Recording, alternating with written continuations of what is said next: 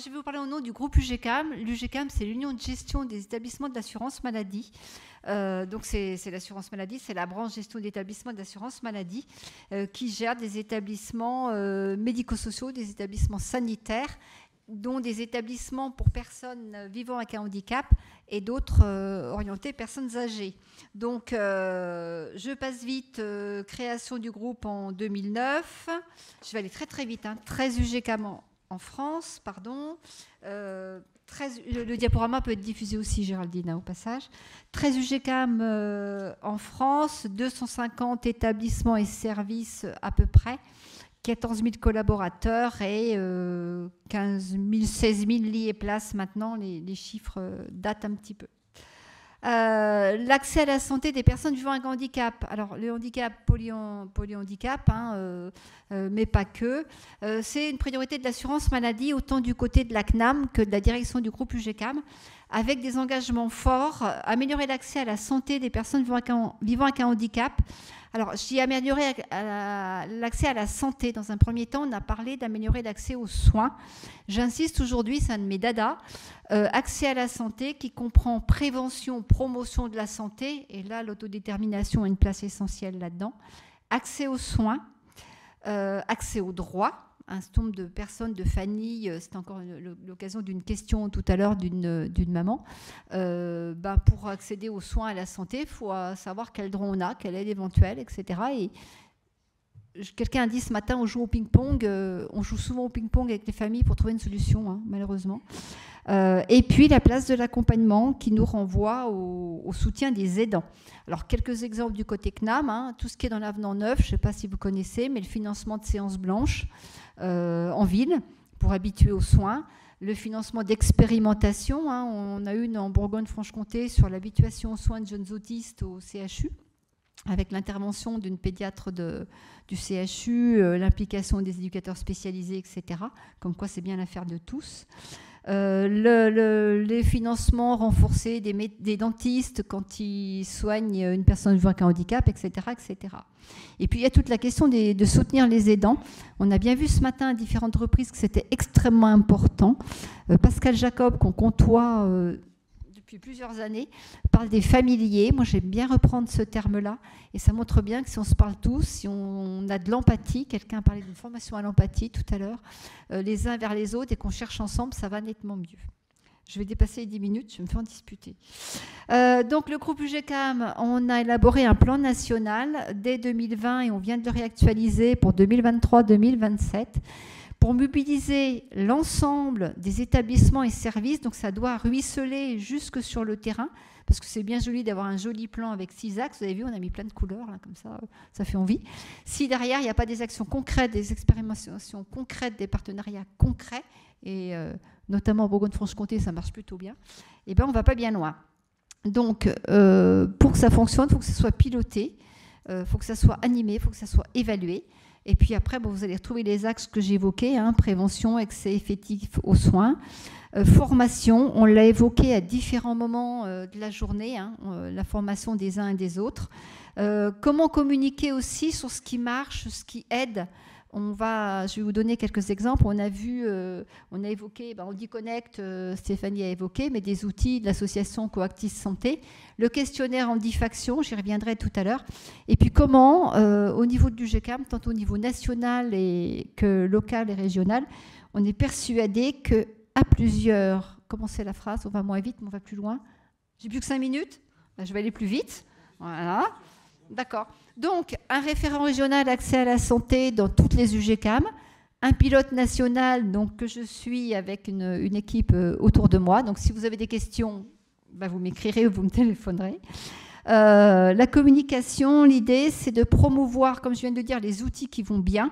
Il y en a d'autres, on n'a pas mis ici ma boussole aidant. On pourrait aussi faire la promotion de certains outils qui ont été présentés ce matin.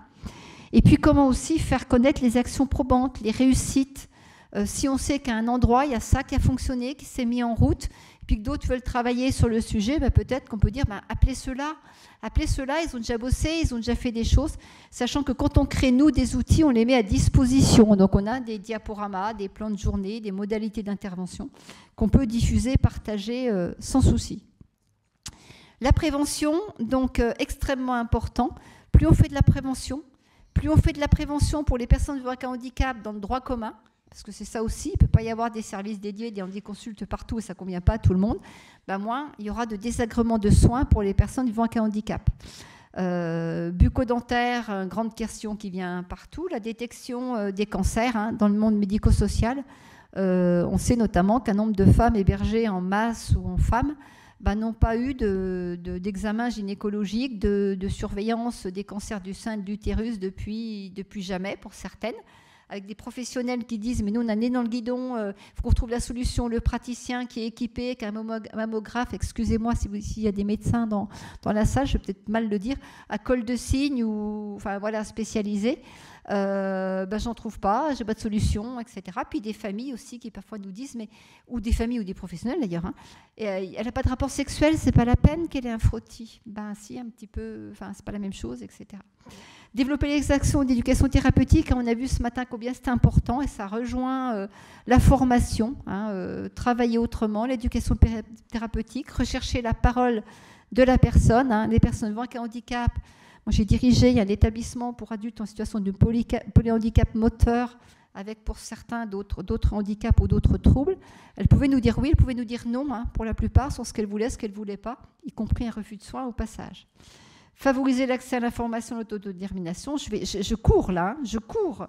L'accès effectif à la santé, bah, sensibiliser tout le monde, c'est-à-dire faire connaître le handicap. Alors à nos collègues des CEPAM qui doivent aider à trouver un médecin, à nos collègues étudiants en médecine, en gynécologie, en dentiste, etc. Aujourd'hui, il y a une quinzaine d'universités en France qui ont remis un stage obligatoire dans cette formation-là. Sur la Bourgogne-Franche-Comté, on en parlait il y a quelques instants, on devrait y arriver. Et puis tout ce qui est la prévention, la détection des cancers, etc. Je n'insiste pas. La formation, plus on connaît, plus on se connaît, plus on travaille ensemble, plus on est sensibilisé, plus on porte les convictions que la personne vivant avec un handicap, elle peut être en capacité de nous faire savoir ce qu'elle veut pas, que si on cherche avec des outils comme le carnet qui nous a été présenté ce matin ou d'autres choses, eh ben, si elle a mal, si elle n'a pas mal, comment on peut former les équipes à repérer pourquoi là il se tient la tête à droite alors que d'habitude c'est jamais ça, il a mal quelque part ou pas, comment on peut développer les collaborations médico-sociales, sanitaires, d'établissements, de centres hospitaliers et de villes, ben, on ira bien plus loin. Et puis on a un ensemble d'aidants, de familles, de proches aidants qui nous demandent des formations. Moi, je le reprends pendant les vacances chez moi, je le porte. Ben non, ça serait peut-être mieux si du coup j'ai mal au dos, du coup je suis vieillissante moi-même quand je prends mon enfant en vacances. Quand je prends mon enfant en vacances, hein, c'est le terme qui est employé. Ben, peut-être que si on vous forme à utiliser un lève-malade ou quelque chose comme ça ira peut-être un peu mieux pour rassurer les gestes aux soins d'urgence. Puis parfois aussi, tout l'accompagnement, c'est pas parce que mon enfant revient à la maison que je dois dire oui à tout. Comment on travaille ensemble, accompagnants professionnels, aidants familiaux et personnes, à trouver le meilleur équilibre possible. Puis les partenariats, alors on en est un bel exemple, hein, plus on croise les informations, plus on se connaît, plus on peut chercher ensemble. Donc je vous ai parlé d'un projet d'habituation aux soins de jeunes autistes au CHU de Dijon. C'est un partenariat UGCAM, CHU et puis d'autres associations gestionnaires, la CODEJ, il y a des gens de Côte d'Or et puis demain ça pourrait être les PEP, des ateliers de promotion de la santé, alors des collaborations avec l'IREPS, avec la Mutualité française, bien d'autres, etc. Le déploiement de la télémédecine, du handidépistage, des expérimentations dans le cadre d'article 51 pour voir comment on peut financer autrement la question de la prise en charge des personnes vivant avec un handicap. Et comme on appartient à l'assurance maladie, on peut aussi dire à l'assurance maladie, vous savez, là, c'est bien qu'il y ait des séances blanches, c'est bien qu'il y ait ça, mais on a certaines personnes, notamment en situation de polyhandicap, qui ont besoin de psychomotricité, ce n'est pas remboursé, le transport, du coup, quid, qu'est-ce qu'on fait? Donc ces questions-là. Je vais aller très très vite parce que je vais me faire disputer. Ouais, juste, je voulais quand même vous dire 2 mots sur la charte Romain-Jacob. Pascal Jacob, en didactique, dans les départements se développent des comités départementaux de la charte Romain-Jacob qui mettent autour de la table des personnes vivant avec un handicap, des professionnels, des aidants, et qui permettent, à partir du questionnaire Handifaction, de regarder sur ce département-là où est-ce que peut-être ça pêche le plus, où est-ce qu'il y a du travail à faire. La Côte d'Or, par exemple, il y a les personnes autour de la table ont retenu la formation des professionnels de santé, le développement d'accès à la prévention, pour vous dire ça. Et dans un autre département, ils ont retenu comment on peut mieux travailler sur l'accès aux soins en milieu hospitalier. Donc des partenariats extrêmement importants. Vous avez un certain nombre de sigles ici. Et je crois que du coup, mais je suis à votre disposition parce que je suis allée très très vite.